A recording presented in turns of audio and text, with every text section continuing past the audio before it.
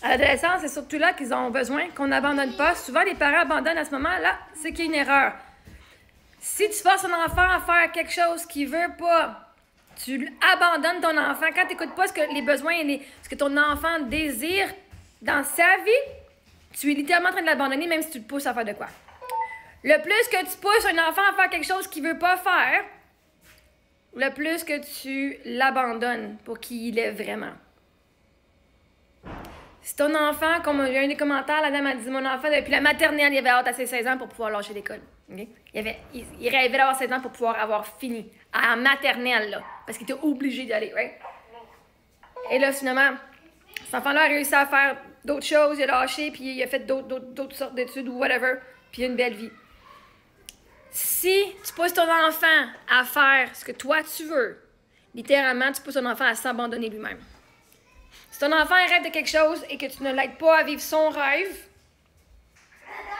et que tu lui pousses à vivre tes rêves, est-ce que toi tu juges être le meilleur pour lui, tu pousses ton enfant à s'abandonner lui-même pour toi. Ouh. Fais ce que moi je veux, pas ce que tu veux. Abandonne-toi parce que je veux pas que tu m'abandonnes. Et là, on va mettre ça sous la guise que I care tellement de toi que je veux le meilleur pour toi. Mais le meilleur pour toi, c'est pas ce que toi tu veux pour toi, c'est ce que moi je veux pour toi. Et là, tu forces l'enfant à s'abandonner, à abandonner qui lui il est pour pouvoir plaire à ses parents.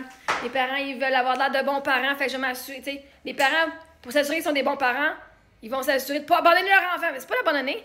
Abandonner, ça veut pas dire que tu dis, OK, moi, je pense pas à toi. C'est d'être à ses côtés, de le guider et de l'aimer dans ses choix. C'est ça, ne pas abandonner quelqu'un. C'est que tu l'aimes, même s'il fait des choix que toi, tu veux pas. Parce que, vois-tu, si ton enfant décide de lâcher l'école, tu dis, oh my God, il a abandonné. Je l'ai abandonné. Non, t'as pas écouté ce que lui voulait. T'as pas écouté ce que lui voulait. Tu lui as dit, abandonne-toi parce que je veux pas que tu m'abandonnes. Si tu forces un enfant à faire quelque chose qu'il ne veut pas, tu le forces à lui s'abandonner soi-même.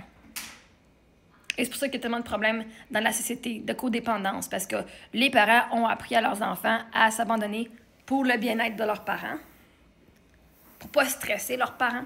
Ils ont dit, mes besoins, moi, ce que je désire dans la vie, ça compte pas. Ce que ma mère veut, c'est ça qui compte le plus dans la vie. C'est quoi vous abandonner?